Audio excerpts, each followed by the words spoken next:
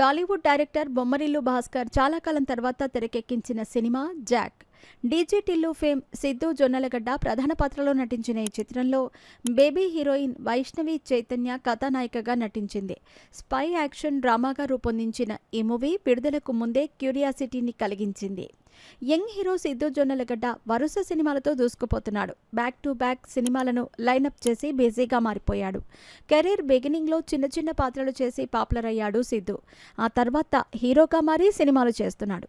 ఈ క్రమంలోనే డీజే టిల్లు సినిమాతో ఓవర్ నైట్లో స్టార్గా మారిపోయాడు ఈ కుర్ర హీరో. ఇక డీజే టిల్లు సినిమాతో యువతలో మంచి క్రేజ్ తెచ్చుకున్నాడు. డీజే టిల్లు సినిమా తర్వాత టిల్లు స్క్వేర్ సినిమాతో మరో హిట్ అందుకున్నాడు. చివరగా జాక్ కొంచెం క్రాక్ అనే సినిమాతో ప్రేక్షకుల ముందుకు వచ్చాడు. బొమ్మరిల్లు భాస్కర్ దర్శకత్వంలో వచ్చిన ఈ సినిమా భారీ అంచనాల మధ్య విడుదలయ్యింది.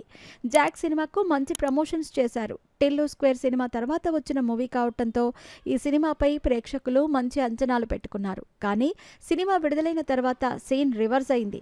ఈ సినిమాలో సిద్ధుకి జోడీగా వైష్ణవి చైతన్య హీరోయిన్గా నటించింది. అగ్ర నిర్మాణ సంస్థ శ్రీ వెంకటేశ్వర సినీ చిత్ర బ్యానర్ మీద బీవీఎస్ఎన్ ప్రసాద్ ఈ సినిమాను నిర్మించారు. ఈ చిత్రంలో ప్రకాష్ రాజ్, నరేష్, బ్రహ్మాజీ కీలక పాత్రల్లో నటించారు. ఈ చిత్రం ఏప్రిల్ 10న గ్రాండ్గా రిలీజ్ అయ్యింది. ఇక ఈ సినిమా ఓటీటీలోకి ఎప్పుడెప్పుడు వస్తుందా అంటూ ప్రేక్షకులు ఈగర్గా ఎదురు చూస్తున్నారు. జాక్ సినిమాలో సిద్ధు తన నటనతో ఆకట్టుకున్నాడు. కాగా జాక్ సినిమా త్వరలోనే ఓటీటీలోకి రానుందని తెలుస్తోంది. జాక్ సినిమాను తెలుగుతో పాటు మలయాళం, తమిళం, కన్నడ, హిందీ భాషల్లో రిలీజ్ చేయనున్నారని సమాచారం. మే 1న జాక్ సినిమా ఓటీటీలో రాబోతోందని టాక్ వినిపిస్తోంది. ప్రముఖ ఓటీటీ సంస్థ నెట్ఫ్లిక్స్ జాక్ సినిమా ఓటీటీ రిలీజ్ చేయనున్నారని సమాచారం.